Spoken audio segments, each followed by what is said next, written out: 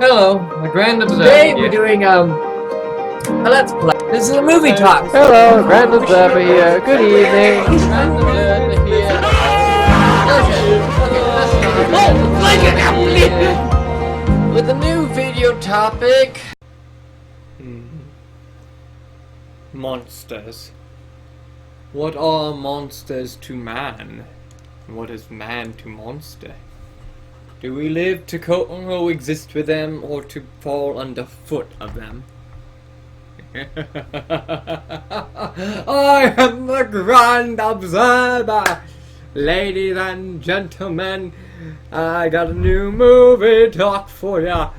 Gods and demons, monsters and beasts from beyond the stars.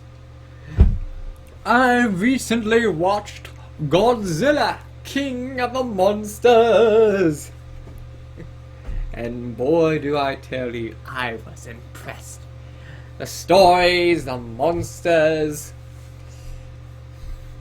We start off seeing what happened when Godzilla was first in civilization. Destroyed Boston the first time, then disappeared without a trace, or so they think. A professor and her daughter that worked for Monarch were at a secret Monarch base trying to watch over Mothra, the queen of the monsters. He was hatching from her egg into her first form, a larva. She would not stay awake. The young professor was the female Professor Emma was working on a machine to be able to speak with them, to control them, to guide them. While she made a deal with others.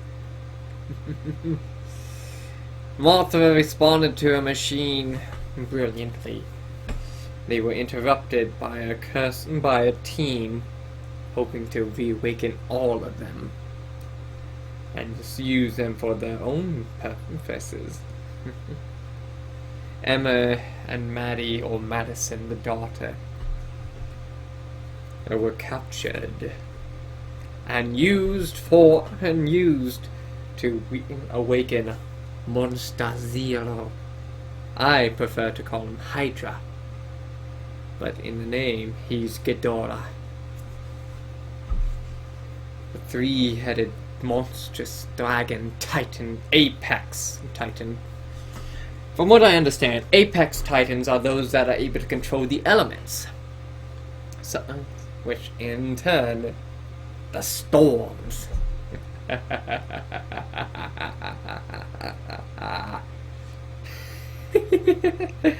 am all exhilarated from that movie.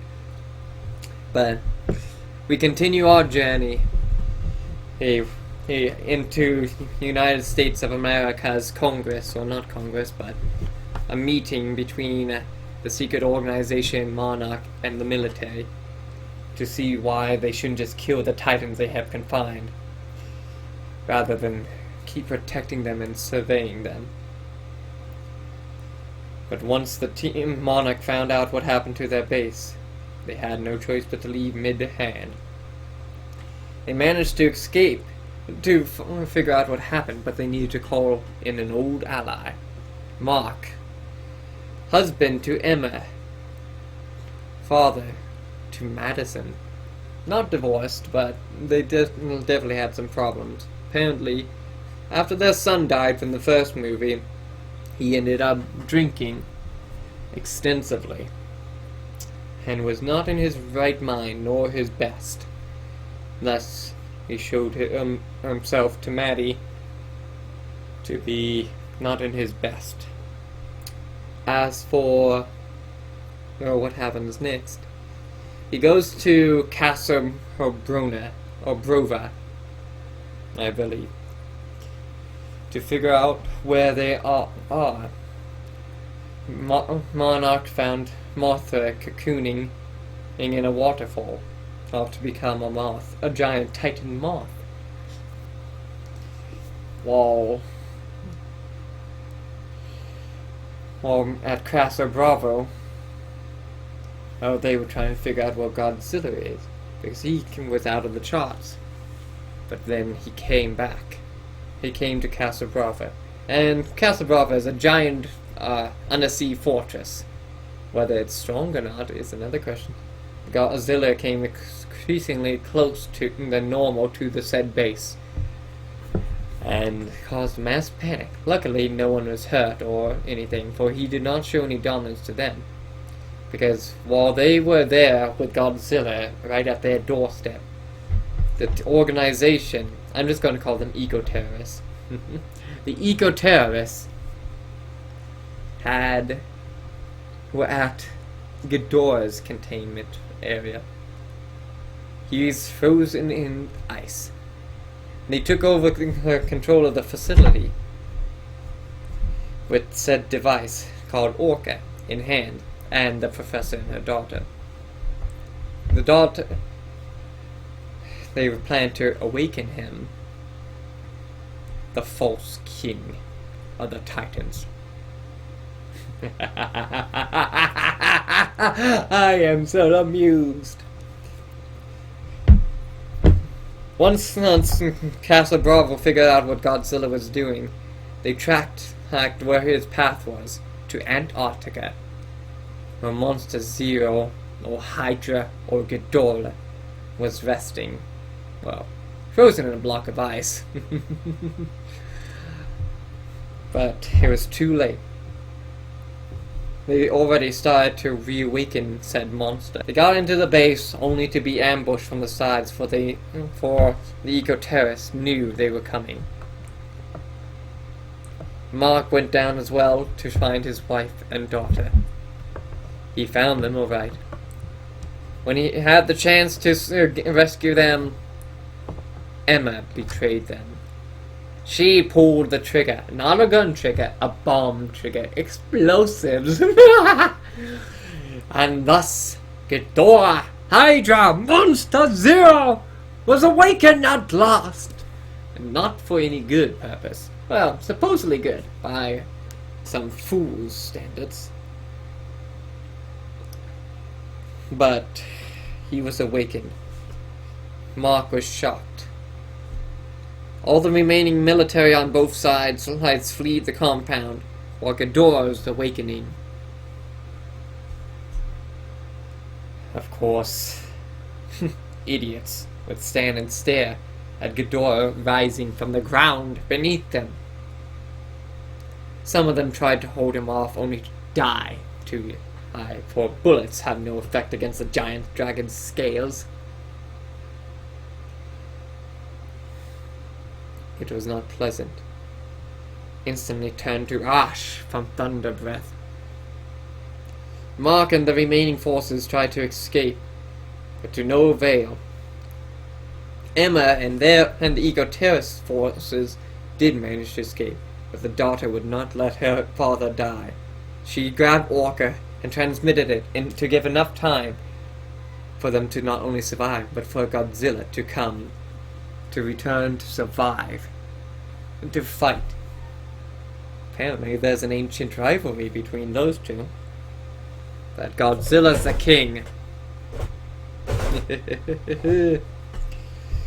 But, like any battle, Godzilla fought, but Hydra ran, and so Godzilla followed. All teams were dispatched and ready to fight after everything was safe.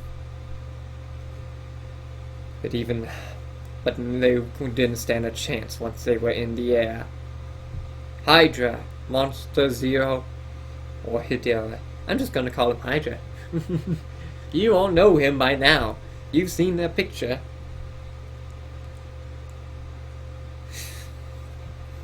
But it was no good. Once the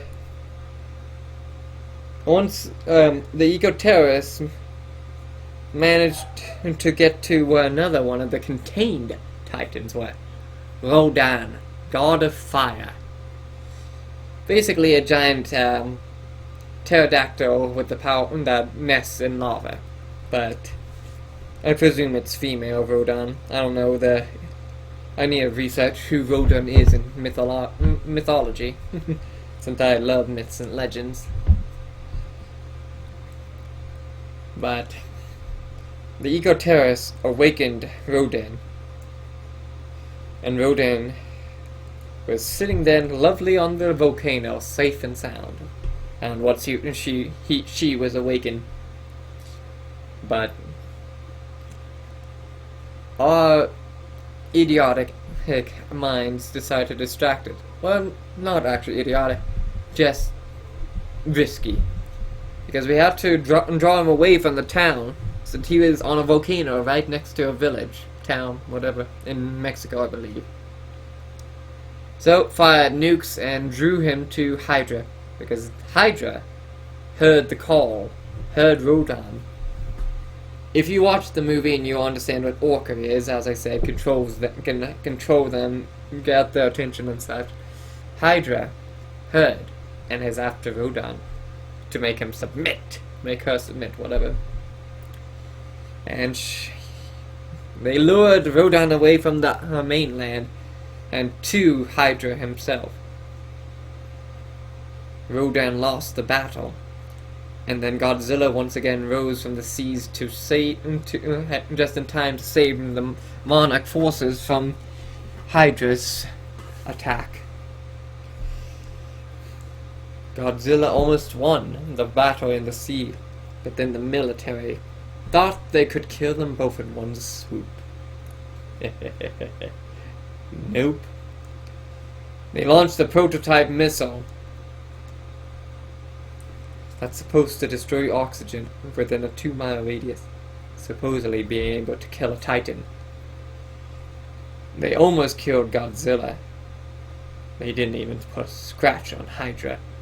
Hydra just went to a mountain and regenerated his head, his one of 3 heads. Godzilla crept back into the undercaverns. The only way to defeat Hydra was for Godzilla to kill him. But they almost killed their best chance. The only way to reawaken once everyone was regrouped. Even the military had no choice but to listen now. Because Hydra reawakened, awoken and free, and got 6 other Titans to emerge out of their confinements,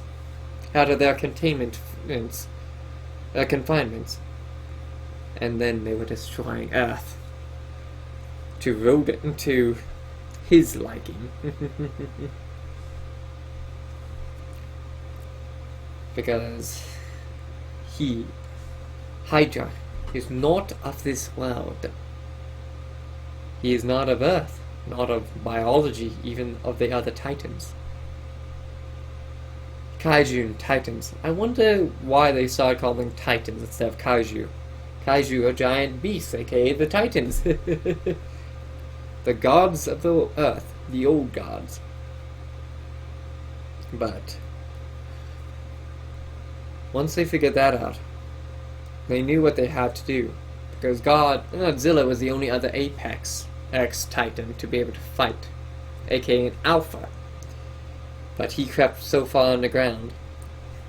Mothra, awakening from her cocoon state into a beautiful moth form, went to Godzilla to felt his pulse, his sound, and they knew what they had to do.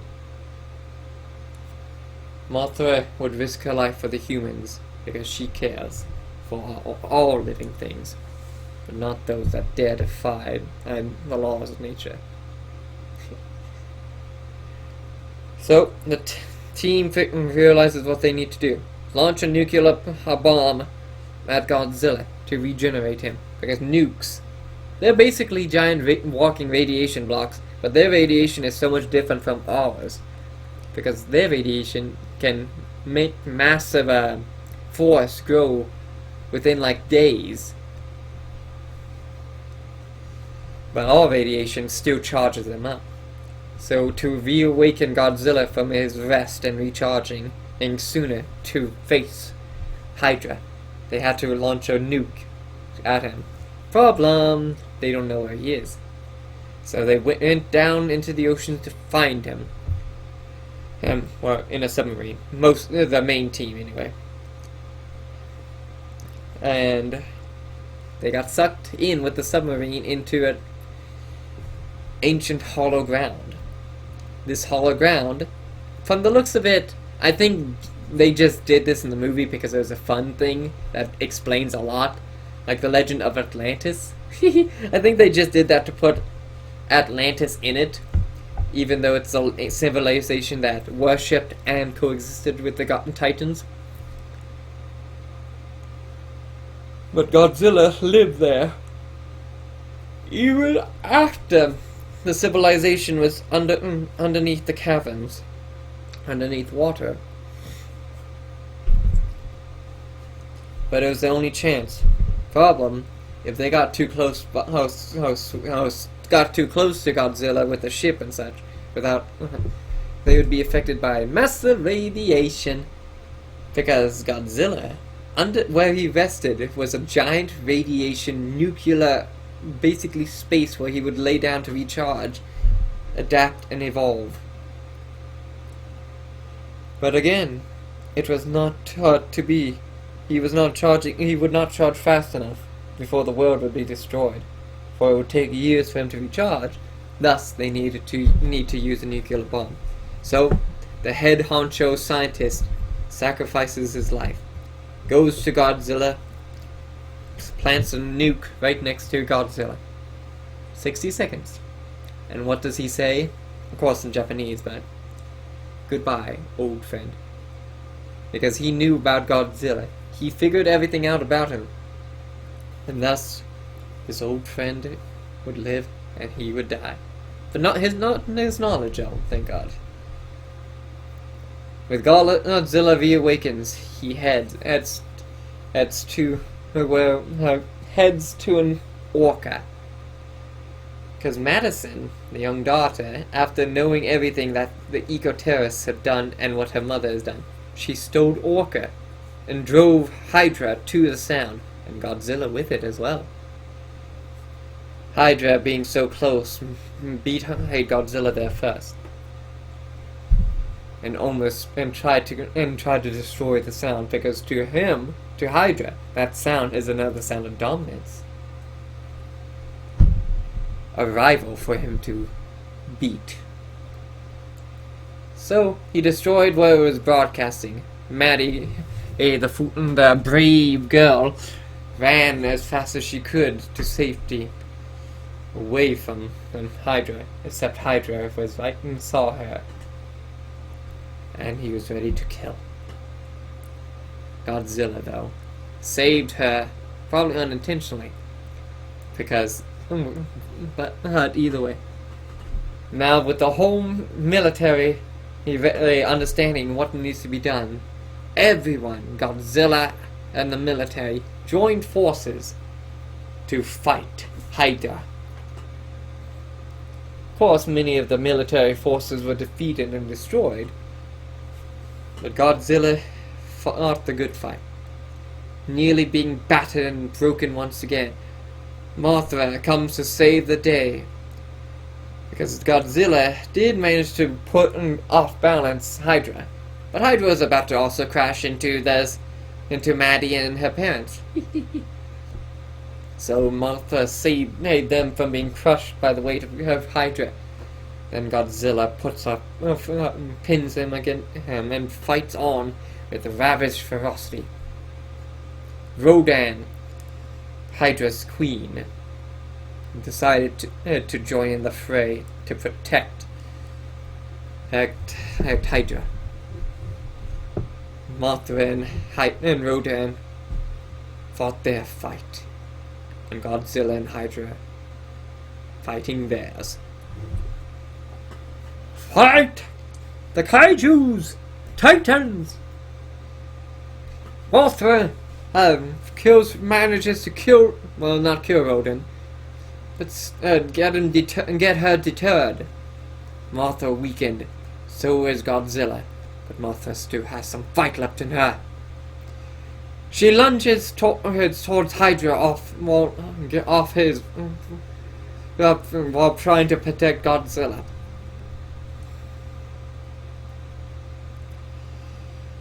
Hydra, stealing the power of a nuclear plant or electric power plant right next to him, destroyed Martha. But here's the fun thing about Titans. They can absorb each other's strength. Godzilla was gifted the strength of Martha.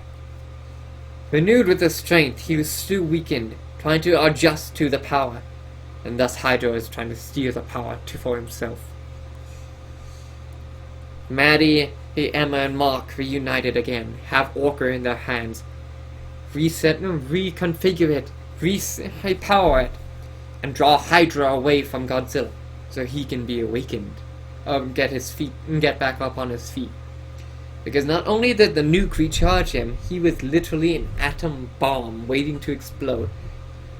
With only 3 or 6 minutes left, they had to hurry. They managed to get it activated.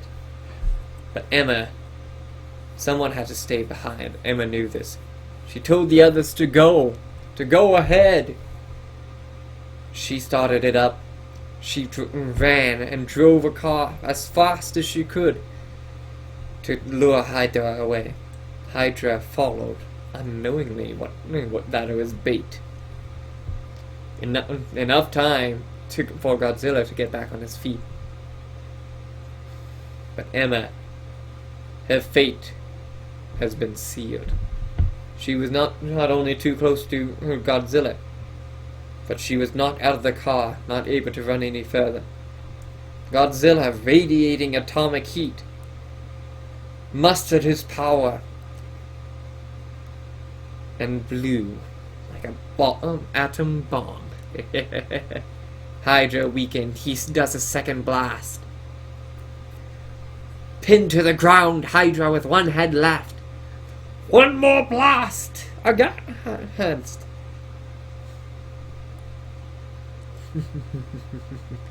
The 3 blasts were enough. One head remaining, not even a body, but still alive. Godzilla with Hydra's head and neck in his mouth. Hydra still alive, barely. Somehow, not barely, but Godzilla's lightning breath cooking Hydra from the inside out, disintegrating its remaining body to ash. Godzilla now controls all the kaiju and titans. Long live the king, Godzilla! May Mothra, the queen, rest in peace. She probably will return, or a version of her. But